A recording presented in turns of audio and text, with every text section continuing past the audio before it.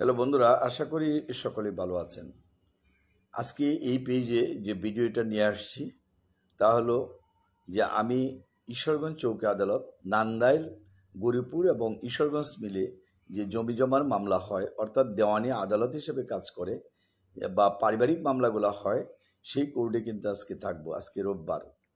এবং ময়মনসিংহ জেলা জজ আদালতে আমার নিচতলায় চেম্বার, সেইখানেও যারা যোগাযোগ করতে চান টাইম নিয়ে যোগাযোগ করতে পারবেন। আমার কিছু ভলেন্টারি স্বেচ্ছাসেবী জুনিয়র আবশ্যক, যারা ল বিষয় নিয়ে লেখাপড়া করছেন অথবা জুনিয়র হিসেবে কাজ করছেন, যাদের অভিজ্ঞতা নাই কিন্তু এজ এ প্র্যাকটিক্যাল অভিজ্ঞতা অর্জন করতে চান, তারা আমার সাথে যোগাযোগ করতে পারেন।